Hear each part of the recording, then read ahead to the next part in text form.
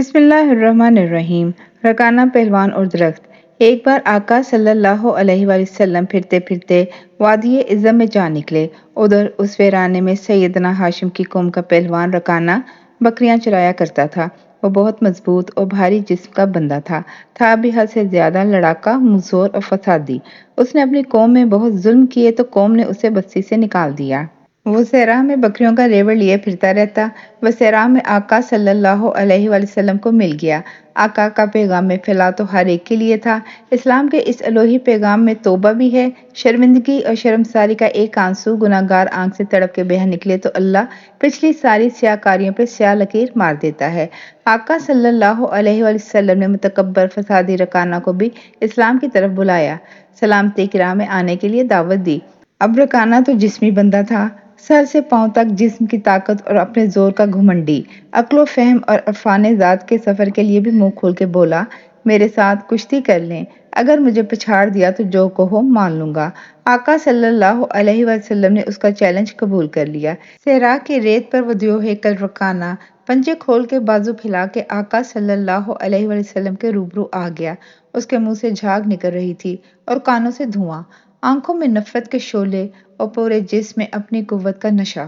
آقا صلی اللہ علیہ وآلہ وسلم سراپے رحمت، کرمجوار اور چہرے پہ وہی چاند سی مسکراہٹ۔ کشتی شروع ہوئی۔ آقا صلی اللہ علیہ وآلہ وسلم نے اس کا ہاتھ پکڑ کے اسے ایک تنکے کی طرح ہوا میں اچھالا۔ وہ کٹی لکڑی کی طرح ہوا میں اچھلا اور ایک دھپ سے روئی کے گٹھے کی طرح بے سدھ ہو کے چاروں شانوں چیز زمین پہ جا گرا۔ آقا صلی اللہ علیہ وآلہ وسلم اگلے لمحے اس کے سینے پہ بیٹھے مسکرا رہے تھے۔ اس کا رنگ فاق، آنکھیں حیرت سے پھیلی ہوئی۔ اس کی سمجھ میں کچھ نہ آ رہا تھا، کیا ہوا، کیسے ہوا؟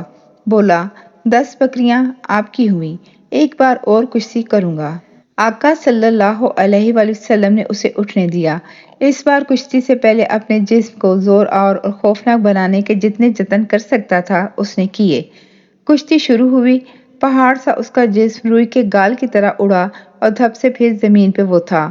آقا صلی اللہ علیہ وآلہ وسلم پھر اس کے سینے پہ سوار۔ اس بار اس کے منہ اور نتنے بھی ریت سے بھر گئے۔ تھکے ہوئے وحشی بیل کی طرح سانس لیتا تو اس کی سانسوں میں ریت اٹھتی۔ غصہ، انتقام اور شرمندگی کے باوجود وہ ابھی بھی ہار ماننے پہ تیار نہ تھا۔ بولا، 20 بکریاں آپ کی ہو گئیں، آخری بار اور، تیسری بار بھی ہاتھ جوڑی کروں گا۔ تیسری بار بھی وہی ہوا، پہاڑ اچھل کے ریت کا ذرہ ہو گیا۔ تیسری چیت کر کے رکانہ سے اٹھنے کی ہمت نہ رہی۔ لیٹے لیٹے بولا، آپ جیت گئے، میری بکریوں کے ریوڑ میں سے اپنی مرضی کی 30 بکریاں چن لیں۔ ہر کشتی پہ 10 بکریوں کی بات کی تھی میں نے، پھر خود ہی اپنے ریزہ ریزہ ہوئے پہاڑ جوڑوں کو جوڑ کے اٹھا اور اپنے ریوڑ سے بہترین 30 بکریاں نکال کے آقا صلی اللہ علیہ وآلہ وسلم کے پاس لے آیا۔ آقا صلی اللہ علیہ وآلہ وسلم مسکرائے، فرمایا، رکانہ، مجھے ایک بھی تیری بکری کی حاجت نہیں، میرا حاجت روا کوئی اور ہے، سب اپنے پاس رکھ، میں جو پیغام لے آیا ہوں اسے مان۔ رکانہ صحرا کی ریت پہ ایک چٹیل پتھر پر بیٹھ گیا۔ پسینے سے اس کا بیل جیسا جسم شرابور تھا، ریت اس کے جسم پہ چپکی ہوئی تھی۔ ابھی اس کا سانس روا نہ تھا مگر اس کی آنکھوں میں حیرت کو کوئی سمت مل گئی تھی۔ بولا، مانتا ہوں آپ کا اللہ آپ کی مدد کرتا ہے، ورنہ مجھ سے پہاڑ آدمی کے ہاتھ میں ہاتھ دے کر کوئی آج تک مجھے پچھاڑ نہیں سکا، آج تک کسی نے میری پیٹھ زمین پہ نہیں لگائی۔ آقا صلی اللہ علیہ وآلہ وسلم کے چہرے پر نور پر چاند تبسم تھا۔ شاید کہا ہو، اسی اللہ واحد کی طرف سے تمہیں بلا رہا ہوں، وہ تو ہر اس کا ہو جاتا ہے جو اسے اپنا واحد رب بنا لے، اس کی وحدانیت کا اقرار کر لو۔ پہاڑ ہو کے کبھی کنکر بن کے نہ ٹوٹو گے، شجر کی طرح جیو گے، تنکے کی طرح نہ اڑو گے۔ رکانہ تیز تیز سانس لیتا ہوا اپنے پسینے سے تربتر جسم سے ریت ہاتھوں سے جھاڑ رہا تھا۔ تھوڑی دیر چپ بیٹھا رہا، ذرا سانس درست ہوا، شرمندگی اور خجالت اڑی تو پھر اس کی آنکھوں میں پہلے والی شرارت اود آئی۔ بولا، یہ طاقت تو مان گیا آپ کی، میں پہاڑ جس پہلوان 3 بار پچھاڑا گیا، مگر کوئی اس سے بھی بڑا کرشمہ دکھائیں، کوئی اور بھی آ کے آپ کے اللہ اور آپ کی رسالت کی گواہی دے تو میں بھی آپ کے اللہ کی گواہی دے دوں گا اور آپ کو رسول صلی اللہ علیہ وآلہ وسلم بھی مان لوں گا۔ آقا صلی اللہ علیہ وآلہ وسلم نے اس سے دوبارہ وعدہ لیا، مان لو گے نا؟ مانوں گا، پہلے کرشمہ، کیا دیکھنا چاہتے ہو؟ آقا صلی اللہ علیہ وآلہ وسلم نے پوچھ لیا۔ رکانہ دھوپ میں پتھر کی گرم سل پہ بیٹھا تھا۔ ریت، پتھر اور پتھریلی چٹانوں کے صحرا پہ دھوپ پھیلی تھی۔ دور ایک کیکر کے درخت کے نیچے اس کی بھیڑیں چر رہی تھیں۔ کیکر کا درخت پرانا اور بہت پھیلا ہوا تھا۔ رکانہ کیکر کی طرف دیکھ کے بولا، اس درخت کو یہاں بلا سکتے ہیں آپ؟ وہ آ کر آپ کے لیے گواہی دے۔ آقا صلی اللہ علیہ وآلہ وسلم نے اس کی بات سنی اور مسکراتے ہوئے اپنا رخ روشن کیکر کے اونچے مضبوط پھیلے درخت کی طرف کر کے اللہ جانے محبت سے بلاوے کا کیا اشارہ دیا کہ زمین سرسرائی، بکریوں کا ریوڑ ہلا، صدیوں سے صحرا میں جمے پتھروں میں لرزہ آیا، جیسے ہر پتھر آقا صلی اللہ علیہ وآلہ وسلم کو سجدہ کرنے کے لیے اپنا ماتھا رگڑنے کو بےتاب ہو۔ ریتلی زمین میں دراڑیں پڑیں اور گزوں موٹے تنے والا کیکر کا درخت ایک غلام کی طرح پتھروں کی چٹانوں اور مٹی ریت سے بنی گزرگاہ سے سرکتا ہوا آقا صلی اللہ علیہ وآلہ وسلم کی طرف آنے لگا۔ رکانہ چیخے مارتا ہوا کیکر کو آتا دیکھ کے بھاگنے لگا۔ کیکر چل کے آقا کے قریب آ گیا۔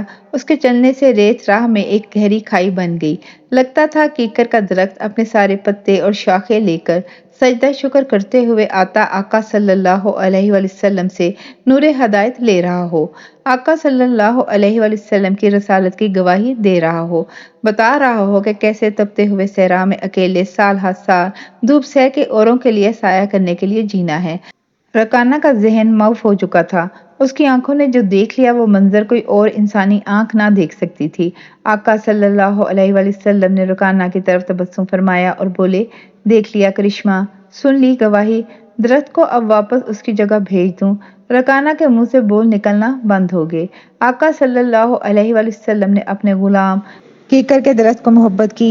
اللہ جانے کون سی ادا سے پھر دیکھا کہ وہ درخت جس راہ سے آیا تھا اسی رستے پہ الٹے قدم قدم قدم چلتا گیا اور اسی اپنے پرانے مقام پہ جا کے کھڑا ہو گیا۔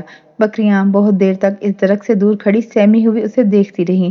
اس کے آنے جانے سے جو پتھر چٹانیں ہل کے آقا صلی اللہ علیہ وآلہ وسلم کو سجدے کے مقام پہ آئیں وہیں رہیں۔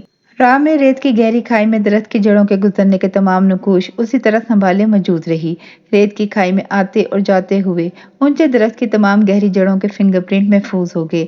کہتے ہیں اتنے بڑے معجزے کو دیکھ کے بھی رکانہ آقا صلی اللہ علیہ وآلہ وسلم کو جادوگر سمجھا۔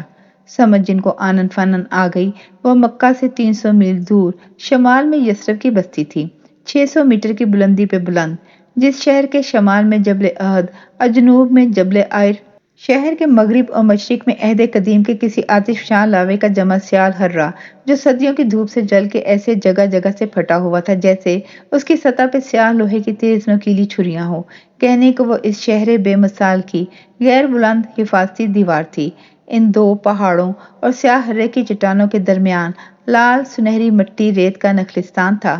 پانی کے 40 کنویں تھے، کھجوروں کے باغ تھے، انگوروں کی بیلیں تھی، زیتون کے پیڑ تھے۔ آقا صلی اللہ علیہ وآلہ وسلم نے ایک دن اپنے ساتھیوں کو اس جگہ کے نقوش بتا کے فرما دیا تھا کہ خواب میں اللہ نے انہیں مستقل رہائش کی جگہ دکھا دی ہے جہاں وہ مکہ سے ہجرت کر کے جائیں گے، اور وہ جگہ اللہ کو اپنے تمام جہانوں میں سب سے زیادہ پیاری ہے۔ وہ طابہ ہے، طیبہ ہے، پاک ہے۔ آقا صلی اللہ علیہ وآلہ وسلم نے ایک درخت کو بلایا تھا۔ اللہ نے اپنے بہترین نخلستان بھرے شہر کا قلب آقا صلی اللہ علیہ وآلہ وسلم کی طرف موڑ لیا۔